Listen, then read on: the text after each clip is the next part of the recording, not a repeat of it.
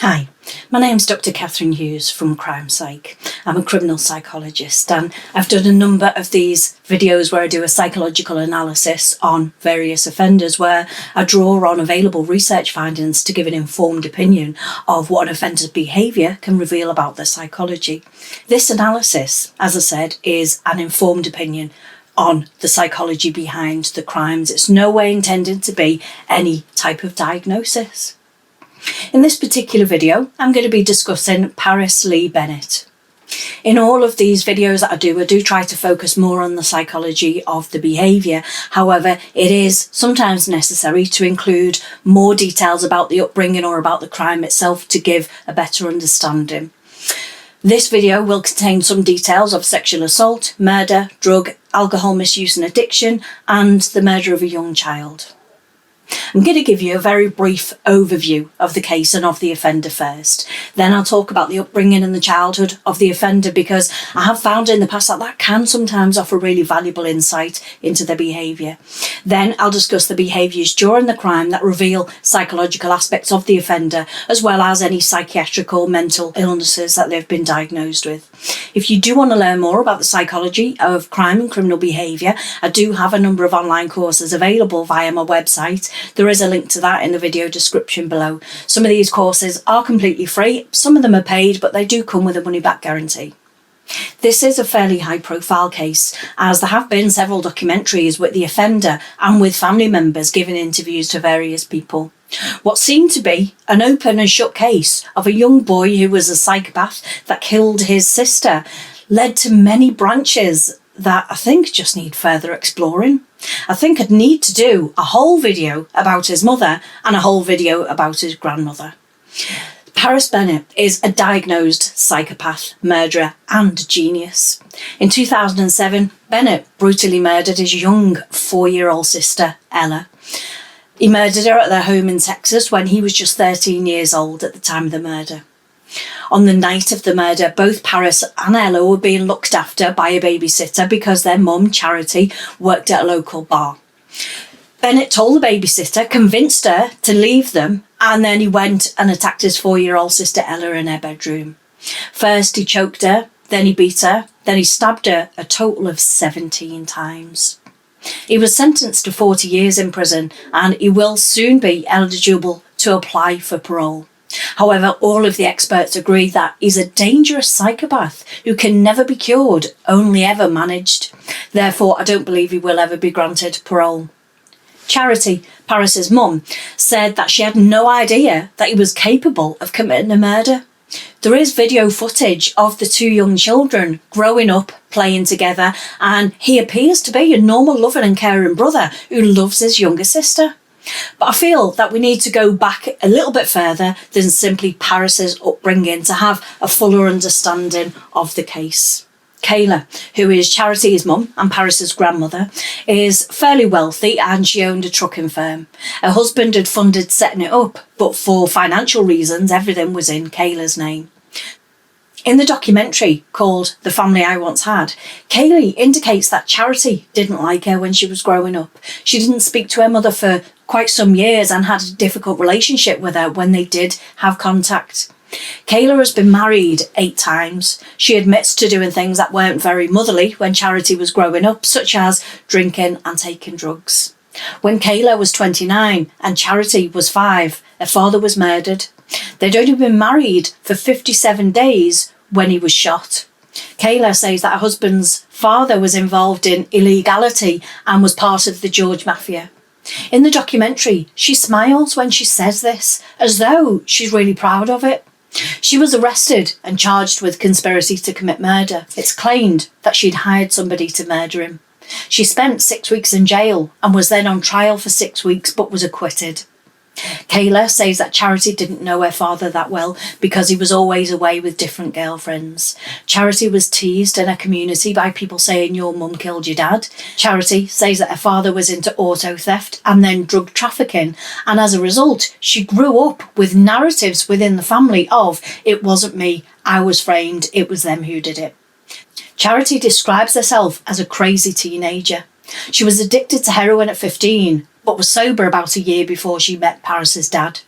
She says that she was still miserable though. She'd planned to overdose but then found out she was pregnant and claims that that saved her life. Charity was 18 when she fell pregnant with Paris, and it wasn't a planned pregnancy. Charity and her mother had a good relationship until she was about 12 years old, and then it was up and down. Kayla says that all family members are good manipulators. In the documentary interviews that she's done, she claims that she doesn't manipulate people now as much because she doesn't have a company to manipulate, she doesn't have drivers to manipulate, and in her words, she doesn't have a jury to manipulate. That indicates to me that the grandmother has some psychopathic tendencies. Charity looked at the details of her case when Ella died, and she says that she thinks that her father started doing drugs and was getting sloppy. She said that she thinks her mother felt that he was putting her finances at risk and so eliminated the problem. Paris is extremely intelligent and he has an IQ of 142. An IQ above 140 is considered to be a genius. He wasn't happy when he found out his mother was pregnant with Ella, but once Ella was born, he fell in love with her. Cayman, Charity's sister, claims that Paris and Ella would come and visit sometimes or stay at their grandmother's, and that they really just lived between homes and only spent half of their time with Charity. Kayla claims that she knew that there was something wrong with Paris and that they all knew. She says he was never sociable, he was never affectionate. She said that when Ella was born, Paris felt like he couldn't do anything right and that Ella couldn't do anything wrong, and that she thinks that he resented that. She says that he would pound his head against a wall until it bled and throw glass all over the place. Paris's father left when she was pregnant and then showed up again when he was 17 months old. She says that it was fairly obvious that something wasn't right with him, and he was later diagnosed with paranoid schizophrenia, having audio and visual hallucinations. Ella's father had problems with alcohol. Charity was called by the police to tell her that he'd been pulled over, and when he was asked to get out of the car, he refused and tried to drive off. He pulled the officer 75 feet up an exit ramp and the officer shot him in the leg. And that prompted Charity to leave the relationship. Kayla, the grandmother, says that Paris tried to stab Charity one day, so they took him to a psychiatric institution. She says that she didn't know at the time, but the psychiatrist had told Charity that he had homicidal tendencies. Charity checked him out and took him home 6 months before killing Ella. Charity relapsed when Paris was 12 and Ella was 3.5, and she relapsed on cocaine. For about 3 months, Paris took up the slack and took care of his little sister. Paris says that he feels betrayed and neglected and wondered why anything he'd done wasn't good enough. Paris has said that he felt betrayed and neglected and he wondered why he wasn't important enough, but he doesn't think that that's the one reason why he killed Ella. He says that his relationship with his grandmother isn't tinged with as much emotion as it is with his mother. His grandmother, he says, is cold and distant, just like him. So far, this all seems a little bit dysfunctional. It seems that Paris's grandmother is likely to have psychopathic tendencies and is likely to have been involved in Charity's father's death, her husband's death. Charity grew up with a cold, manipulative mother who drank and used drugs. Charity obviously struggled with her mental health and struggled to manage her own life. This was so bad that she turned to using drugs to be able to cope and, as she put it, take the edge off. Charity claims that she's like her mother in that she can't choose a good man and has had difficult relationships with both children's fathers, one of which was an addict. If you've ever had a close family member with any type of addiction, you know that it doesn't just go away. It has to be worked on every single day, and most relapse multiple times before being able to get sober. You can't remove that addiction just because you have a child and you love them unconditionally. You have to work hard to change your way of thinking and behaving, and that takes time. By the time Paris killed Ella, he resented his mother and he wanted to hurt her. He knew that losing one or both of her children would absolutely destroy her. So let's move on then to the crime itself. Paris rang 911 after he'd murdered her, crying, saying that he'd killed her sister, and you can listen to that call on the documentary called The Family I Once Had. He claimed he was hallucinating and thought that she was a demon. His defence wanted him to plead not guilty, but Charity said that she didn't want that because he couldn't come home because she was scared of him. She wanted him in a mental institution where he could get the help that he needed. Paris has given interviews from prison where he says that he remembers being angry all day and just felt like he was going to snap. He says he thought about killing the babysitter or going down the street to kill somebody that he didn't know. Several doctors carried out assessments on him and he was diagnosed as a psychopath. He would have actually been diagnosed with antisocial personality disorder at the extreme end of the score, so at the high end of the score. At one point, they told Charity to stop spending so much money on Paris and to start spending it on making a new identity so that he couldn't find her if he was ever released. She'd already been told by a psychiatrist before he killed that he had homicidal tendencies. I can appreciate, as a mother, why she didn't acknowledge that though. She'd seen Paris to be a loving and a kind brother growing up. He'd mostly been a good child, and I imagine it would be very difficult for a mother to accept that her child has homicidal tendencies when a stranger who's only met him for a short amount of time tells you that. On the night that Paris killed Ella, he managed to convince the babysitter to go home early. First, he choked her, then he stabbed her and beat her. He stabbed her a total of 17 times. Then Paris spoke to a friend on the phone for 6 minutes before calling the police, who arrived at the house and arrested him. He initially claimed that they'd fallen asleep together, and when he woke he saw a demon that had a pumpkin head, so he stabbed it to protect his sister. Charity initially believed that he had suffered a hallucination.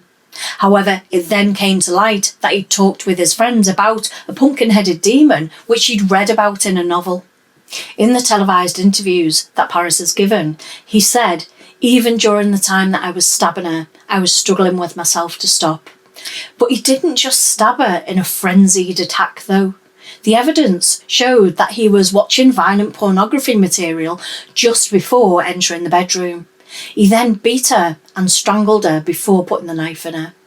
The post-mortem shows that some of the stab wounds weren't that deep.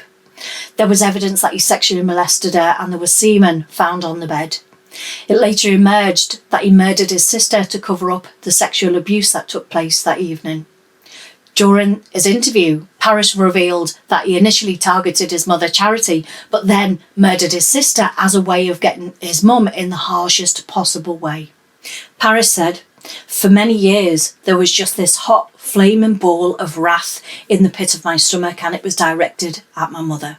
And one of the reasons why I chose to kill my sister and not somebody else is because I knew that I could hurt my mother in the worst possible way, because I'd always known as a child that the most devastating thing to my mother would be the loss of one of her children, and I found a way." He already knew that he was different before he'd murdered. He was sexually excited at the thought of inflicting pain and had initially experienced that through watching the violent pornography. On the night when he killed his sister, it was his intent to actually kill his mother. He knew that that was the best way to hurt her. Because he felt such resentment towards his mother and wasn't able to empathise with his sister, this was simply a way of manifesting this resentment. Charity talks about her experiences and her confrontations with Paris in her book, How Now Butterfly, a memoir of murder, survival and transformation. She writes about the process of discovering the truth about what he did. Throughout his young life, he'd been pretending to be normal and loving. But he's a psychopath. He isn't capable of love or empathy. As the layers of his lies were stripped away one by one, he began to show himself as the cold, manipulative person that he actually was. It's almost unthinkable that the home videos that we see of a happy and seemingly loving little boy was capable of cruelly assaulting and murdering his sister. Charity has been through a lot and still manages to love Paris and forgive him for what he did. The book that she writes is a very, very difficult read because it's no holds barred. It's written in the form of journal extracts from Charity's point of view. There have been 2 documentaries made about the family now. I think that I might have said in a previous video that when you watch a documentary, you do need to keep in mind that you're being presented with the information and narrative that the producers want you to see. This isn't necessarily the full picture. And these two documentaries are a perfect example of this. The two documentaries that I watched are from slightly different perspectives. The Family I Once Had shows the whole family with most of their issues included. However, the second one, with Piers Morgan, tells the story of a brave and loving mother who loves and stands by her son despite what he's done. It doesn't tell lies or distort any of the information, but it doesn't tell you the full background. I've left a link to the two documentaries in the description box if you do want to watch them. Paris says in an interview with Piers Morgan that you're always being watched and always being scrutinised in prison. He talks about what it's like walking onto a new unit and having to hold your head high and maintain a delicate balance of eye contact. This makes me think that his experience inside prison is only teaching him how to manage people's perceptions of him. He talks about all of the things that he'll never be able to do because he's in prison. He says that he takes full responsibility for his crime, but that he isn't insane and doesn't have any mental illnesses. He says what underlies all this is that I am sane. He goes on to say that that doesn't mean he doesn't have issues or was well adjusted. He said that he's lied about what he'd done to absolve himself of any responsibility for it. In the Family I Once Had documentary, Paris says that just because he murdered somebody when he was 13 years old doesn't mean that he's going to do the same thing again. He then says, in fact, I'm going to get out of here and prove you all wrong. In the Piers Morgan documentary, it's clear that the language Paris uses is all about accepting responsibility and his commitment to never do anything like that again. He says that he'll never give in to his dark urges and that he would turn himself in if he ever felt that he wasn't able to control himself. The experts on that programme agree that Paris talks with a focus of getting parole when he speaks. He's very careful, he pauses before he gives any of his answers. This is all about managing other people's perceptions of him. Maybe he actually believes he'll be able to control his dark, violent tendencies when he gets out. But if he does, he's grossly underestimating the influence of day-to-day living in a free world. In prison, he's able to manage himself and behave perfectly. I've seen this pattern over and over again with prisoners saying that they have no intention whatsoever of ever committing another crime when they're released from prison. But once they're out with all of the difficulties and all of the temptations available to them, they often relapse. Even whilst Paris has been inside prison, there have been family issues. Charity claims that her mother was sending him books and materials that weren't appropriate for a boy who's in prison for killing his sister. Kayla, his grandmother, sent him a science fiction book, but it was returned because it was inappropriate because it had a drawing of a female with bare breasts in it. Paris told her to take the book apart and to send it to him one chapter at a time and draw a top or a bikini on top of the picture of the woman.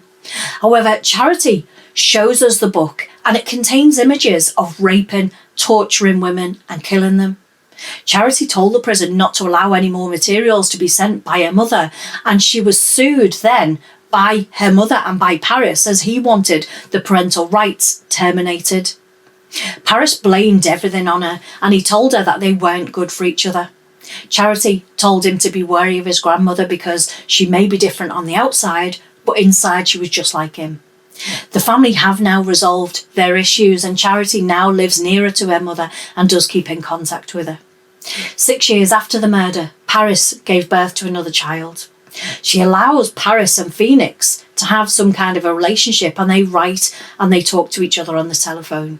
Charity says that she tries to keep everything benign because she doesn't want to cause Paris to hurt Phoenix. In conclusion then, Paris Bennett is a psychopath with sadistic tendencies. He stabbed and killed his young sister to hurt his mother, whom he felt resentment towards. He'd already discovered that he found sexual excitement and enjoyment with violent pornographic materials. Family life was already marred with issues in the past. These led to Charity becoming an addict and to later relapsing. This relapse grew the resentment from Paris towards her. Experts agree that he can't be treated for being a psychopath and will always be a psychopath. He's well behaved as he's well managed inside prison. However, without prison, it's very likely that he wouldn't be able to control his aggressive tendencies. I do hope that you've found this psychological analysis interesting and, more importantly, that you've learned something from it. Thanks for watching. Bye for now.